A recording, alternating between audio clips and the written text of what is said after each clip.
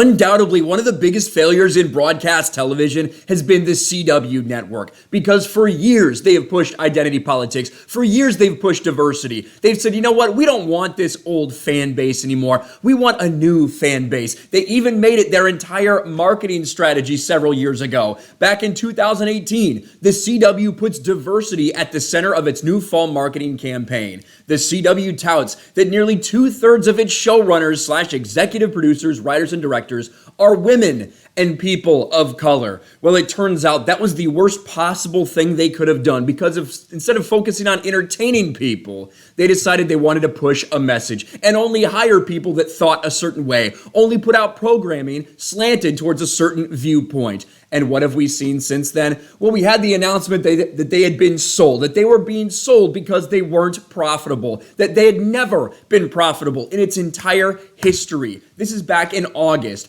Woke fail. CW Network admits it's not profitable and is now the lowest rated broadcast network. Well, fast forward to today, where a different company's taken majority control, and what's the first thing they did? Started firing everybody. Woke CW Network hit with executive layoffs as parent company Nexstar cleans house, and for good reason. When you have never been profitable in history, what would you expect somebody to do other than come in there and fire?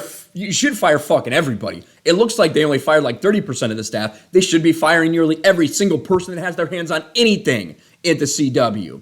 The Woke CW network, which has injected anti-Trump and radical transgender ideology into its programming aimed at teens, has been hit with layoffs at the very top of its new parent company, Nexstar, moves to clean house at the struggling network. On Tuesday, Nexstar laid off between 30 to 40 staffers at the CW, marking the first staffing overhaul in what's expected to be an extensive corporate makeover, Variety reported. Multiple executives were among those cut, including those in public relations, distribution, strategy, and affiliate relations.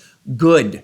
Those are people you should be firing. People that came up with this idea to say, you know what, we're not going to talk about all the awesome shows we have. We're not going to talk about the DC universe and why we think what the Arrowverse is doing here would be really cool for you to watch. No. Instead, we're going to market it towards 18 to 22-year-olds, primarily just extreme radical leftists' agenda, and then we're going to brag about it. And if you don't like that, don't watch. Well, people certainly didn't watch. The lowest rated network on broadcast television. Nexstar's overhaul of CW began with the ousting of longtime CW president Mark Pedowitz. Very appropriate name for someone in Hollywood. We just got to get that out there. Mark Pedowitz. I think I'm pronouncing that right. After Paramount Global and Warner Brothers Discovery closed its sale of the network to Nexstar last month. And there's the headline, Dare to Defy. You defied everyone's expectations that you're still around after making literally no fucking money in your history.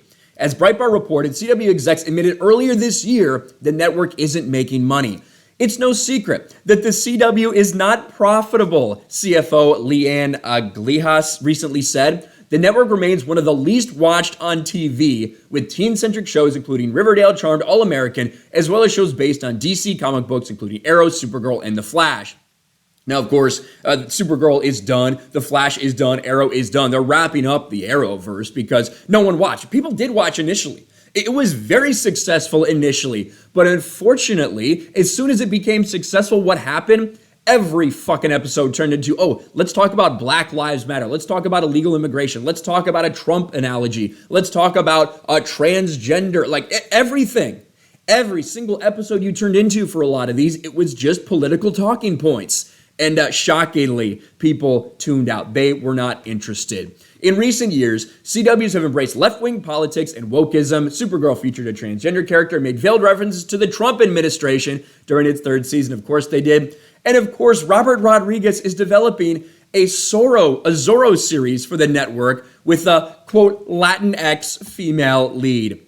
Not sure if that's ever going to get off the ground. Not sure if anybody's going to watch that fucking bullshit. Because as we've seen, all the experiments for CW have failed. Pushing diversity, pushing representation, pushing identity politics, as opposed to actually creating good storytelling, will never, ever be profitable. And these motherfuckers need to start to learn that lesson. Otherwise, they're all going to go out of business. Let me know your thoughts in the comments below. Smash a like button, subscribe to the channel, ring the bell for notifications, share this video out there, and I'll talk to you later.